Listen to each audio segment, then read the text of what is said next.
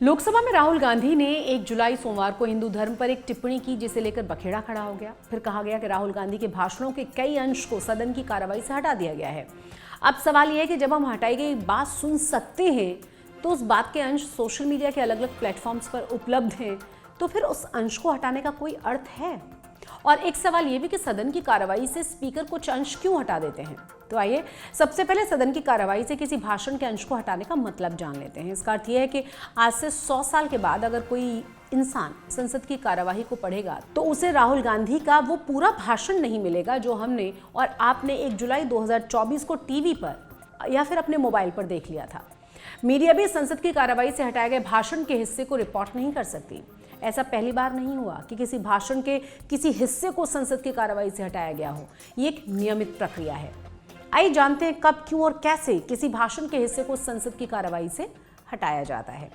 भारत में चुने हुए प्रतिनिधि संसद पहुंचते हैं। संविधान ने इन सांसदों को एक ताकत दी है। एक सांसद संसद में किसी के खिलाफ कोई टिप्पणी कर सकता है, चाहे वो देश का प्रधानमंत्री ही क्यों ना हो। संविधान के आर्टिकल 105(2) के तहत संसद में दिए गए किसी भी बयान के लिए सांसद पर कोई कानूनी कार्रवाई नहीं की जा सकती। मतलब यह है कि एक सांसद के पास अपनी बात रखने के लिए कितनी ज्यादा आजादी होती है। लेकिन इस आजादी में एक अनुशासन भी है। सांसदों को इस बात का ध्यान रखना होता है कि वो उन शब्दों का या भाषा का इस्तेमाल न करें जो असंसदीय यानी अनपार्लियामेंट्री हो। लोकसभा की प्रक्रिया और कार्य संचालन के नियमों की एक लिस्ट है। नियम नंबर 380 के मुताबिक अगर लोकसभा स्पीकर की राय है कि वाद विवाद में ऐसे शब्दों का प्रयोग किया गया है जो मान हानिकारक या अशोभनीय या असंसदीय या फिर अभद्र हैं, तो स्पीकर अपने विवेक का इस्तेमाल करके आदेश दे सकते हैं कि ऐसे शब्दों को सदन की कार्रवाई से निकाल दिया जाए। लोकसभा सेक्रेटेरिएट के पूर्व डायरेक्टर के श्रीनिवासन ने एक इंटरव्यू में बताया था कि यदि कोई सांसद ऐसे किसी शब्द का इस्तेमाल करता है जो असंसदीय है या कोई काम करता है जिससे सभा की मर्यादा भंग होती है, तो संसद की रिपोर्टिंग सेक्शन का प्रमुख नियम का जिक्र और पुराने उदाहरणों को कोट करते हुए स्पीकर या प्रिसाइडिंग ऑफिसर के पास उसे भेजता है ताकि उसे सदन की कार्रवाई से हटाया जा सके। एक बार स्पीकर जब सहमति दे देता है तो वो नोट रिपोर्टिंग सेक्शन में आता है और उसे रिकॉर्ड से हटा दिया जाता है और सदन की कार्रवाई में लिखा जाता है कि इस शब्द को स्पीकर के आदेश के बाद हटा दिया गया है।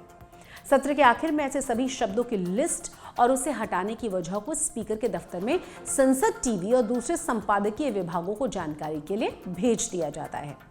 लोकसभा की तरफ से हर साल एक पुस्तिका का प्रकाशन होता है जिसमें असंसदीय शब्दों की लिस्ट जारी की जाती है ताकि मीडिया के लोग भी जान सके कि संसद ने किन शब्दों को असंसदीय घोषित कर दिया है। ये लिस्ट लगातार अपडेट होती रहती है। उदाहरण के लिए कुछ असंसदीय शब्दों पर गौर कीजिए। तानाशाह, तानाशाही, निकम्मा, उचक्के, गुलछर्रा, गुंडागर्दी, दादागिरी, जयचंद, शकुनी, जुमलाजीवी, तड़ीपार, बहरी सरकार, दंगा, विनाश पुरुष, काला दिन, अहंकार, खालिस्तानी, अनशंट, नौटंकी, ये सब असंसदीय शब्द हैं। इसी तरह कुछ हिंदी मुहावरों को भी असंसदीय श्रेणी में रखा गया है। मसलन खून से खेती, ढिंडोरा पीटना, उल्टा चोर कोतवाल को डांटे, कांव कांव करना, गुल खिलाना, गुंडों की सरकार और चोर चोर मौसेरे भाई। इसी तरह इंग्लिश के शब्दों की भी लिस्ट है, यानी इस शब्दों का या मुहावरों का संसद में इस्तेमाल किया गया तो उसे सदन की रिकॉर्ड से हटा दिया जाएगा। लोकसभा की कार्रवाई के दौरान कोई भी सांसद स्पीकर को यह ध्यान दिला सकता है कि फलां सांसद ने असंसदीय शब्दों का इस्तेमाल किया है। ऐसी प्रथा चली आ रही है कि स्पीकर भाषण के हिस्से को हटाने से पहले संबंधित सांसद को इस बात की जानकारी भी देते हैं। ये पूरी प्रक्रिया इसीलिए की जाती है ताकि संसद की मर्यादा को बनाया जा सके। एक बार अगर स्पीकर ने भाषण से किसी हिस्से को अमर्यादित मान लिया और उसे बयान के सारे रिकॉर्ड सदन की कार्रवाई से हटा दिए जाते हैं।